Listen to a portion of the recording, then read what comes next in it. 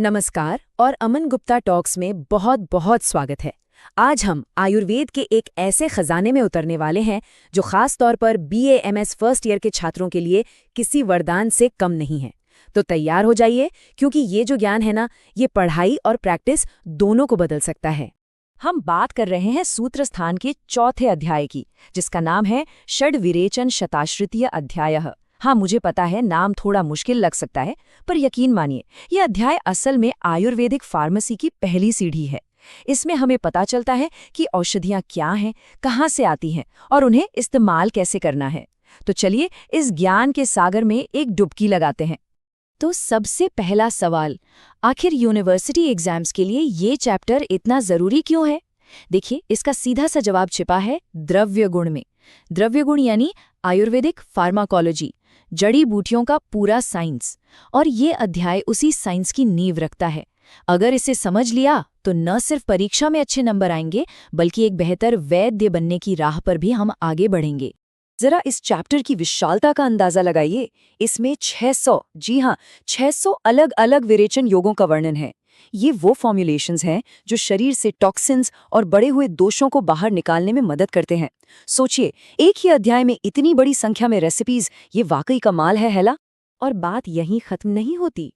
600 formulations के साथ साथ ये अध्याय 500 औषधीय जड़ी बूटियों का एक तरह से एनसाइक्लोपीडिया भी है। और सबसे खास बात यह है कि इन सभी को महाकषाय नाम के एक शानदार सिस्टम में क्लासिफाई किया गया है, जो इस अध्याय का दिल है। और इस पर हम आगे और भी बात करेंगे। तो आज के इस विश्लेषण में हम कहाँ से शुरू करेंगे? सबसे पहले इस अध्याय के विशाल दायरे को समझेंगे, फिर जानेंगे कि दवाइयाँ आती कहाँ से हैं और उन्हें तैयार कैसे किया जाता है। इसके बाद हम उन 50 महान क्लासिफिकेशंस को समझेंगे और आखिर में ये जानेंगे कि कुशल चिकित्सक की असली पहचान क्या होती है। तो चलिए सबसे पहले ये समझते हैं कि इस अध्याय का स्कोप कितना बड़ा है, इसका मकसद क्या है और इसमें क्या क्या शामिल है। अध्याय की शुरुआत ही इस श्लोक से होती है, जो एक तरह से पूरे चैप्टर के समरी है। ये हमें बताता है कि हम 600 विरेचन योग, 500 कषाय यानी औषधीय काढ़े, उनके आश्रय यानी वो कहाँ से मिलते हैं, और कल्पना यानी उन्हें बनाने के तरीकों के बारे में जानेंगे। कह सकते हैं कि ये इस चैप्टर का इंडेक्स है। अच्छा, तो ये दवाइयाँ आती कहाँ से हैं? चरक संहिता में औषधि के 6 मूल स्रोत बताए गए हैं। ये 6 स्रोत हैं: पौधों से निकलने वाला दूध या लेटेक्स, जिसे क्षीर कहते हैं, जड़ यानी मूल, छाल यानी त्वक, पत्ते यानी पत्र, फूल यानी पुष्प और फल। इससे एक बात तो साफ है, आयुर्वेद में पौधे का कोई भी हिस्सा बेकार नहीं है। हर चीज में औषधीय गुण हैं। तो हमें सोर्स तो पता चल गए, लेकिन अब सवाल ये है कि इन जड़ों, पत्तों और फूलों को दवा में बदलें कैसे। इसके लिए आयुर्वेद में 5 मुख्य तरीके बताए गए हैं, जिन्हें कहते हैं पंचविध कषाय कर्पना। और पता है, इसमें पोटेंसी का एक बड़ा ही दिलचस्प क्रम है। सबसे शक्तिशाली या गुरु होता है स्वरस यानी ताज़ा रस, क्योंकि इसमें पौधे के सारे गुण अपनी पूरी ताकत में होते हैं। फिर जैसे जैसे हम पेस्ट यानी कल्क, काढ़े यानी श्रित और ठंडे पानी के अर्क यानी शीत की तरफ बढ़ते हैं, पोटेंसी थोड़ी कम होती जाती है। और सबसे हल्का या लघु होता है फॉन्ट, जो गर्म पानी में डालकर फौरन तैयार किया जाता है, बिल्कुल हमारी चाय की तरह। और अब हम इस अध्याय के बिल्कुल दिल में प्रवेश कर रहे हैं, 50 महाकषाय। ये 500 जड़ी बूटियों का एक ऐसा शानदार वर्गीकरण है जो हजारों साल बाद भी उतना ही रेलेवेंट है। ये क्लासिफिकेशन दिखाता है कि हजारों साल पहले भी हमारा ज्ञान कितना ऑर्गेनाइज्ड और साइंटिफिक था। इसका गणित बहुत ही सरल और सुंदर है। आचार्य चरक ने 50 समूह बनाए और हर समूह में 10 ऐसी जड़ी बूटियां रखीं जिनका मुख्य काम यानी एक्शन एक जैसा होता है। तो 50 गुणा 10 हो गई पूरी 500 औषधियां। सब कुछ उनके कर्म, उनके एक्शन के आधार पर व्यवस्थित है।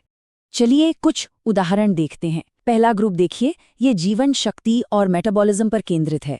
जीवनीय समूह की जड़ी बूटियां लाइफ फोर्स बढ़ाती हैं। लेखनीय समूह शरीर से फालतू फैट को खुरचकर बाहर निकालता है। और दीपनीय समूह हमारी डाइजेस्टिव फायर यानी पाचन शक्ति को मजबूत करता है। अगला ग्रुप हमारे शरीर की बाहरी और अंदरूनी शक्ति पर फोकस करता है, जैसे बल्य जड़ी बूटियां शारीरिक बल देती हैं, वर्णियां त्वचा का रंग और चमक बढ़ाती हैं, और हृदय हमारे दिल को सेहतमंद रखने में मदद करती हैं। कई समूहों का नाम तो सीधा उनकी बीमारी ठीक करने की क्षमता पर ही रखा गया है, जिससे ये बहुत प्रैक्टिकल बन जाता है। जैसे अर्शोघ्न यानी जो बवासीर को ठीक करे, कुष्ठघ्न जो त्वचा रोगों को ठीक करें, और विषघ्न जो शरीर में जहर के असर को खत्म करें।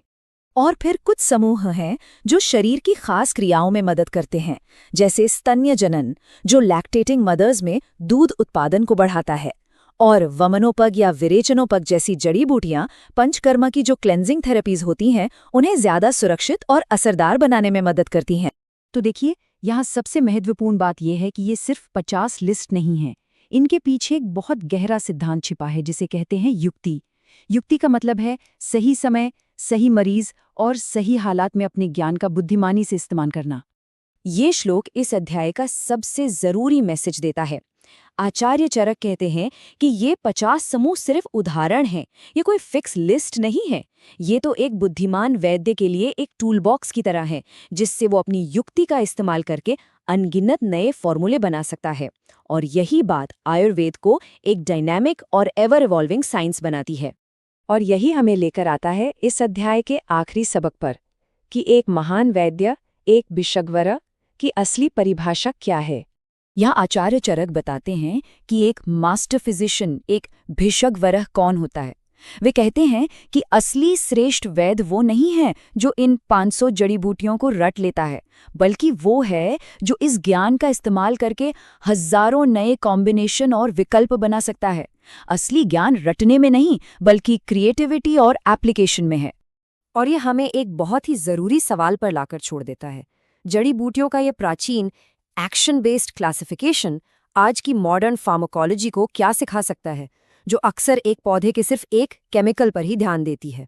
तो इस बारे में आपकी क्या राय है, हमें नीचे कमेंट्स में ज़रूर बताइए। अगर आपको ये विश्लेषण पसंद आया तो इसे लाइक करें, अपने दोस्तों के साथ शेयर करें और हमारे चैनल को सब्सक्राइब करना बिल्कुल न भूलें। आप अगला विश्लेषण किस टॉपिक पर देखना चाहते हैं, ये भी हमें बताइए। देखने के लिए बहुत बहुत धन्यवाद।